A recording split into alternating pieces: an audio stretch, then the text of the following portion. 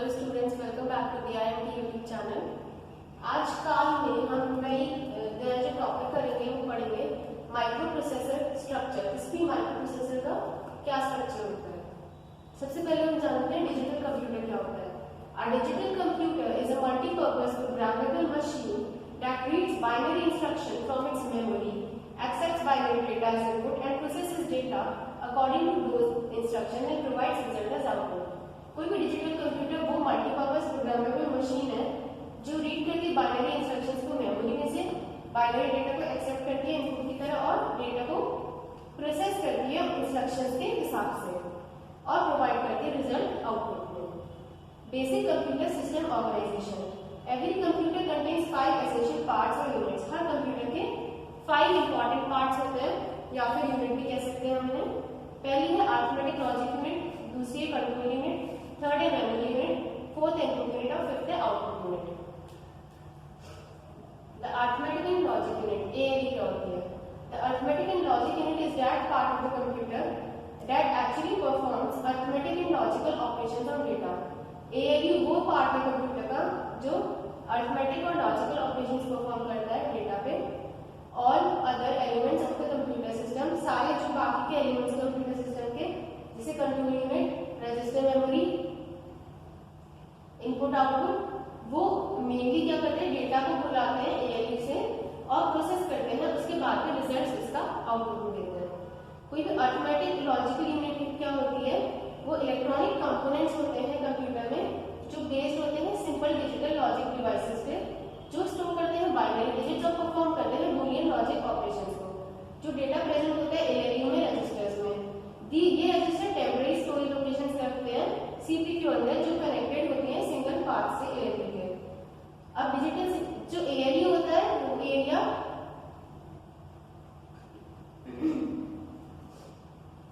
Data जो operate किया जाता है ALU में वो या तो मेमोरी यूनिट से आता है या इनपुट यूनिट से, ठीक है। और जो रिजल्ट्स ऑपरेशन भी परफॉर्म किए जाते हैं ALU में वो ट्रांसफर किए जाते हैं या तो मेमोरी यूनिट में स्टोरेज के लिए या आउटपुट यूनिट में। अब कंट्रोल यूनिट क्या होती है। Control unit is like the conductor of an orchestra who is responsible for keeping each of the orchestra members in proper synchronization. Control unit वो उस कंडक्टर की तरह होती है ऑर्केस्ट्रा की जो सारे यूनिट को सिंक्रोनाइज करके रखता है अपने पूरे सिस्टम को। This unit contains logic and timing circuits that generate the proper signals necessary to execute each instruction. ये यूनिट कंटेन करती है लॉजिक और टाइमिंग सर्किट जो जनरेट करते हैं प्रॉपर सिग्नल्स को जिनकी जरूरत होती है किसी भी इंस्ट्रक्शन को एग्जीक्यूट करने के लिए। The control unit fetches an instruction from memory by sending an address and read command। जो कंट्रोल यूनिट होती है वो फेच करती है इंस्ट्रक्शन को और मेमोरी को बाय एड्रेस और रीड कमांड को सेंड करते हैं। जो इंस्ट्रक्शन वर्ड होता है वो स्टोर होता है मेमोरी लोकेशन में, उसे ट्रांसफर कर दिया जाता है कंट्रोल यूनिट में। इंस्ट्रक्शन वर्ड जो कि बाइनरी कोड में फॉर्म होता है उसे डिकोड किया जाता है लॉजिक सर्किटरी में कंट्रोल यूनिट की, जिससे डिटरमाइन किया जाता है कि इंस्ट्रक्शन कौन सा बुलाया गया है। कंट्रोल यूनिट यूज करती है इस इंफॉर्मेशन को प्रॉपर सिग्नल्स के लिए और सेंड करती है यूनिट्स में, जिससे एग्जीक्यूट हो जाते हैं स्पेसिफाइड ऑपरेशन। ये सीक्वेंस फेच करता है इंस्ट्रक्शन को, उसके बाद में एग्जीक्यूट करता है indicated operation repeated over and over by the control unit. Memory unit क्या होती है। The memory section usually consist of a mixture of RAM and ROM। It may also have magnetic floppy disk, magnetic hard disk और laser optical disk, magnetic hard disk और laser optical disk. Memory has two purpose. First purpose is to store the instructions program that computer is to perform. Second purpose is to store the data to be operated by the program. The memory stores these instructions and data as groups of binary digits. Memory के दो purpose होते हैं। पहला काम होता है कि instruction को स्टोर करे जो कंप्यूटर को परफॉर्म करना है। दूसरा पर्पस होता है कि वो डेटा को स्टोर करे जो ऑपरेट होना है प्रोग्राम से। मेमोरी स्टोर करती है इंस्ट्रक्शन को और डेटा को बाइनरी डिजिट में। फिर आता है बस। Two different size arrows are used. The larger arrow represents data or information that actually consists of a relatively large number of parallel lines. दो डिफरेंट साइज के एरो यूज किए जाते हैं। जो बड़ा एरो होता है वो डेटा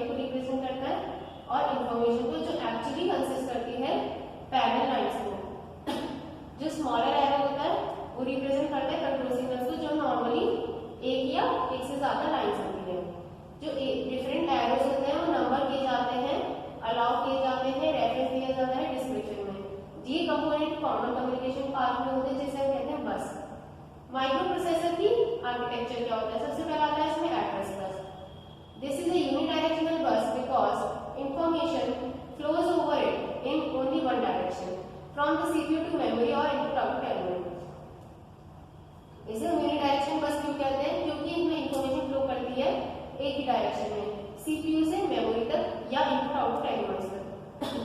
सीपीयू अकेला लॉजिक लेवल्स को प्लेस करता है लाइंस में एड्रेस बस के, इसीलिए 2 की पावर 16 डिफरेंट एड्रेस आते हैं। ईच ऑफ द ये सारे एड्रेस किसी मेमोरी लोकेशन को करस्पॉन्ड करते हैं या इनपुट आउटपुट एलिमेंट को करस्पॉन्ड करते हैं। जब भी सीपीयू को कम्युनिकेट करना होता है कोई मेमोरी लोकेशन के लिए या इनपुट आउटपुट डिवाइस के लिए, ये 16 बिट एड्रेस कोड को प्लेस कर देता है 16 एड्रेस पिन आउटपुट पे,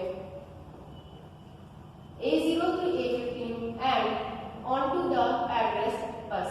These address bits are then decoded to select the desired memory location of input output device. अब डेटा बस क्या होता है? दिस इज डेटा बस होता है बाय डायरेक्शनल बस, क्योंकि इसमें डेटा फ्लो करता है सीपीयू से। सीपीयू के 8 डेटा पिन होती है D0 से D7 तक। इनमें इनपुट हो सकता है, आउटपुट हो सकता है, डिपेंड करता है कि सीपीयू क्या परफॉर्म कर रहा है, रीड कर रहा है, राइट कर रहा है। डेटा बस जब मेमोरी या इनपुट आउटपुट एलिमेंट को कैरी करती है,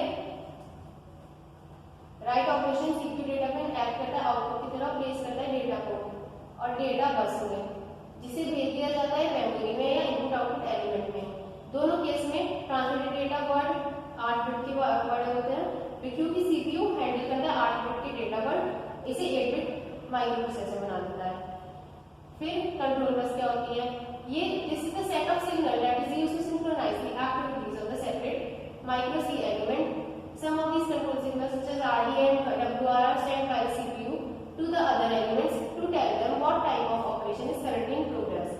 ये वो कंट्रोल बस में होते हैं सिग्नल्स का सेट जो यूज किया जाता है एक्टिविटीज को सिंक्रोनाइज करने के लिए सेपरेट एलिमेंट में।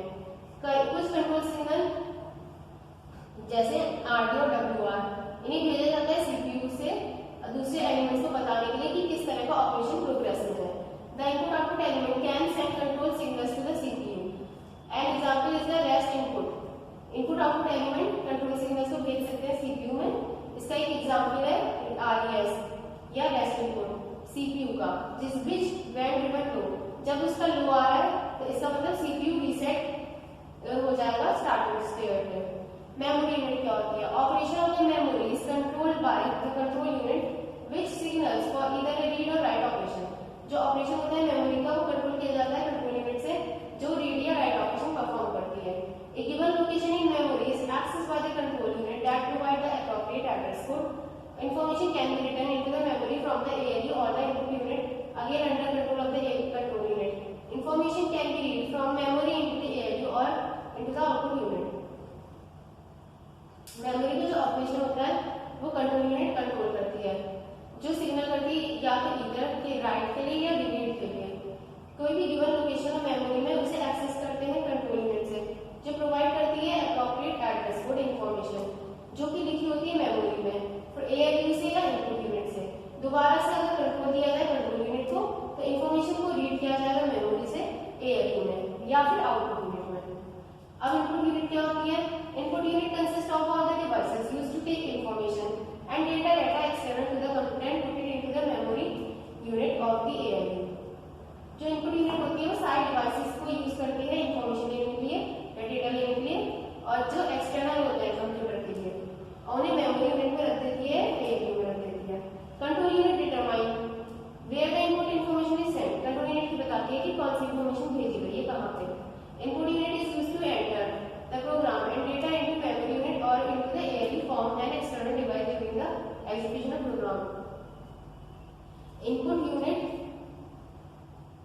प्रोग्राम में एंटर करने के लिए यूज की जाती है डेटा को या मेमोरी यूनिट में या ALU में या एक्सटर्नल डिवाइस में, जिससे प्रोग्राम एग्जीक्यूट होता है। कुछ कॉमन इनपुट डिवाइस हैं जैसे कि keyboard, joystick, mouse, OCR, OMR etcetera.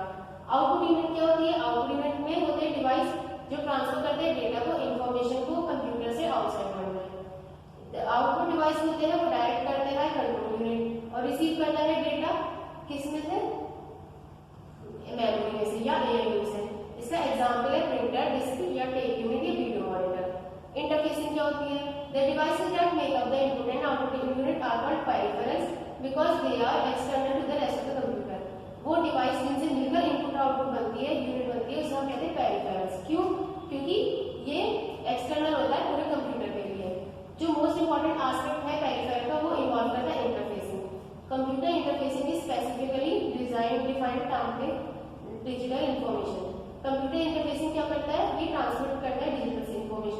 किस किस के बीच में, कंप्यूटर और उसके पेरिफेरल में, एक कंपैटिबल तरीके से और सिंक्रोनाइज तरीके से। Many input output devices are not directly compatible with the computer. सारे इनपुट और आउटपुट डिवाइसेस कंप्यूटर से नहीं कंपैटिबल होते। क्यों?